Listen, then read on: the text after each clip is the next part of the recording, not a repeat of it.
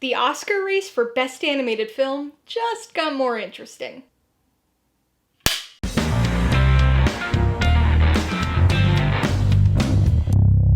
Hey everybody, welcome to Mainely Movies. As part of my coverage of the 2024 Toronto International Film Festival, today I'm going to be talking about DreamWorks Animation's 2024 animated sci-fi survival film, The Wild Robot, which will be released in theaters on September 27th. If you're new here, please consider subscribing for a variety of movie-related content, like reviews, rank lists, and trailer reactions. All of my reviews include a breakdown of the pros and cons, my rating, and some tailored film recommendations, so be sure to watch through to the end of this video for all of that extra content.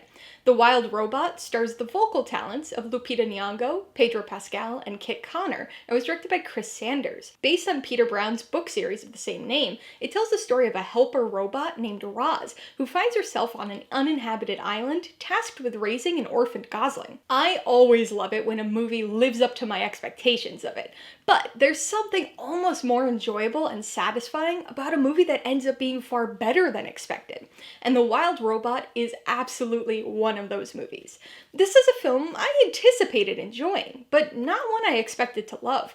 As a studio, DreamWorks Animation has always been a bit hit or miss for me, so I tend to err on the optimistically cautious side going into their movies. So that, combined with a premise that didn't particularly stand out to me, put this movie in kind of a weird, unanticipated position.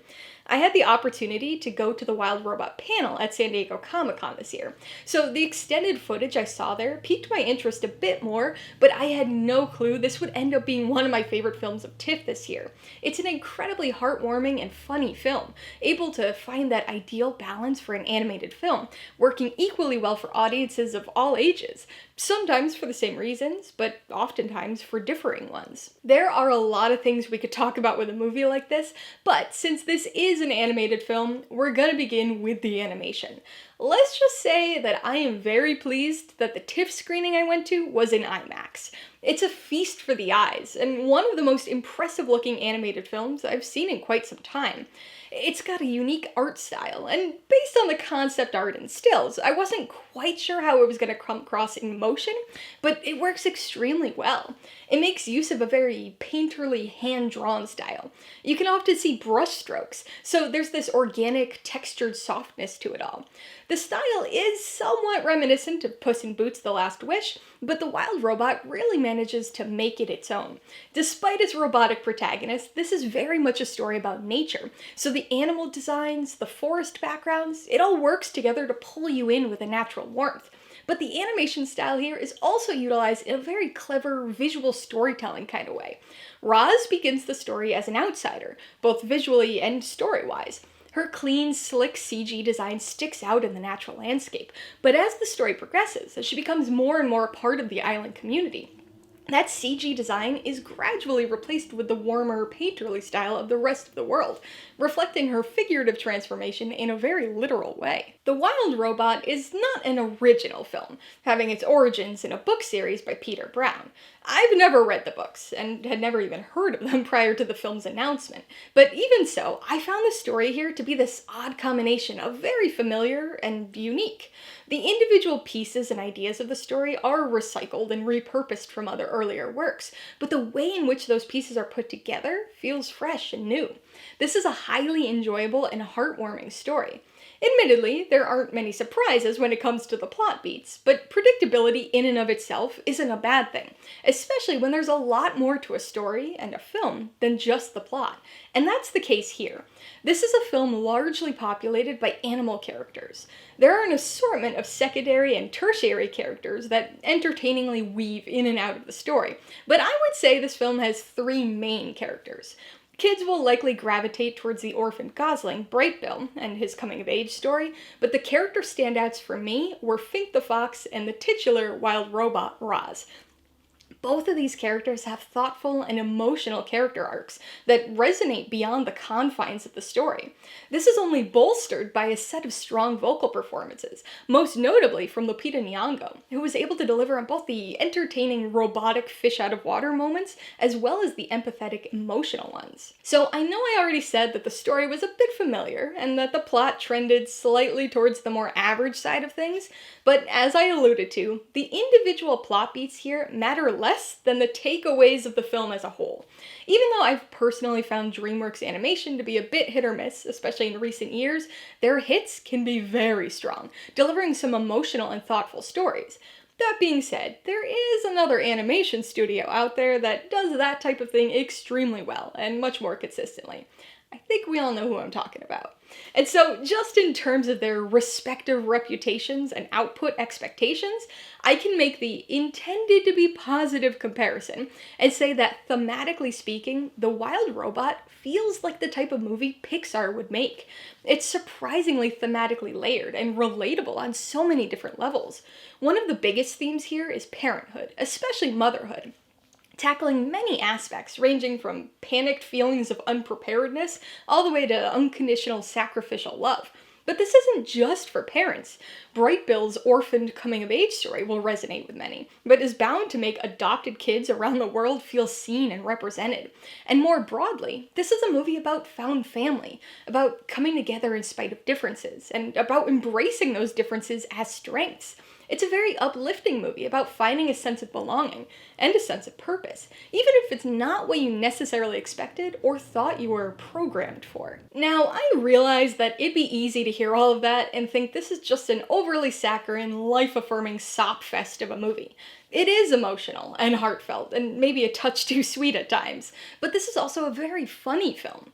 There's some occasional slapstick humor for the younger audiences, but much of the humor here actually feels closer to that of early DreamWorks Animation movies. There are sight gags and jokes that work on both kid and adult levels at the same time, for different reasons. In large part, The Wild Robot is a story of survival, of community ecology and natural selection, and refreshingly, it doesn't shy away from the darker elements of that, often embracing the humor instead. The repeated gag of the death-obsessed baby possums, the sight gags revolving around predator-prey relationships, even the entertainingly blunt line delivery from Roz. It all combines to make for a good balance of humor and heart, of laughs and deeper, more poignant emotions.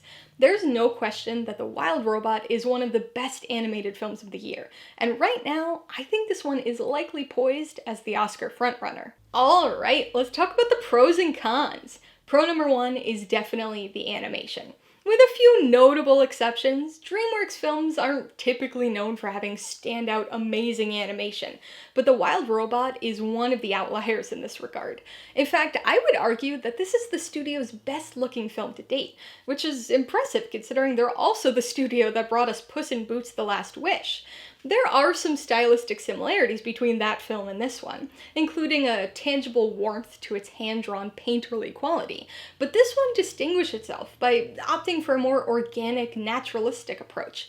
It looks phenomenal, especially in IMAX, but the unique stylistic choices also contribute to the storytelling itself, providing us with a clever visual representation of Roz's character arc. The second pro has got to be the themes. I know Pixar usually seems to corner the market on thoughtful and emotional animated stories, but DreamWorks Animation sure gives them a run for their money with this one. This is a rich, thematically layered story that perfectly balances heart and entertainment.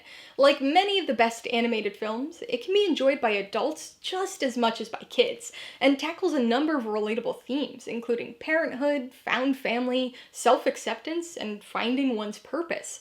This is a film that's going to resonate with a lot of people. Pro number three is the humor. I already mentioned the heart, but I'd be remiss not to also include the humor on the pro side. Comedy is expected in films like this, but The Wild Robot really reminded me of early DreamWorks animated films in this regard.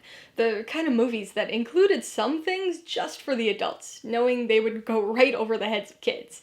This one lacks the semi-inappropriateness of some of those earlier films, but definitely doesn't shy away from including some fairly dark humor.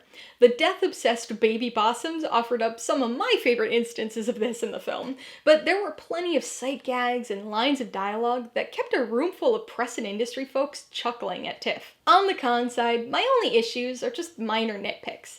Despite the dark humor and strong themes, the film does threaten to get a bit too syrupy at times. The emotional elements mostly work, and work well, but when they align with some of the more familiar plot beats, they occasionally cross crossed that saccharine line. There are also a few moments of excessively slapsticky humor that felt out of place within the comparatively naturalistic story, but I imagine they'll play well with kids. Before I give you my rating and recommendations, I want to remind you that if you're interested in buying The Wild Robot or any of the other films I mentioned today, I do have affiliate links for all of them in the description below.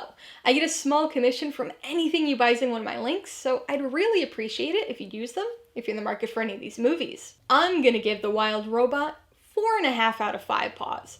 I'm just as surprised as you are. Definitely didn't expect to be giving this movie such a high rating, but it certainly earned it. This is a heartwarming tale of found family, purpose, and parenthood.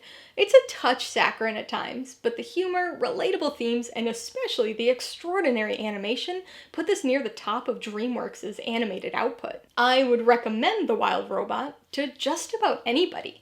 It may not seem like it based on the premise or even the trailer, but this is a film that I really truly think most people will connect with and be moved by. Whether you're the parent of a kid, the kid of a parent, or just a person striving to find purpose and a sense of belonging, this film is bound to resonate with you.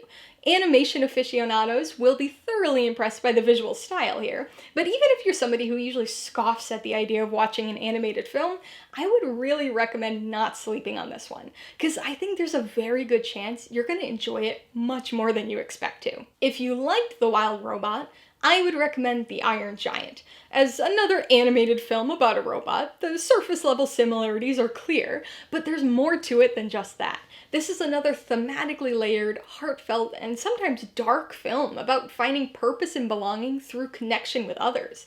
If you liked the gosling-raising story at the heart of this film, you'll want to check out Fly Away Home.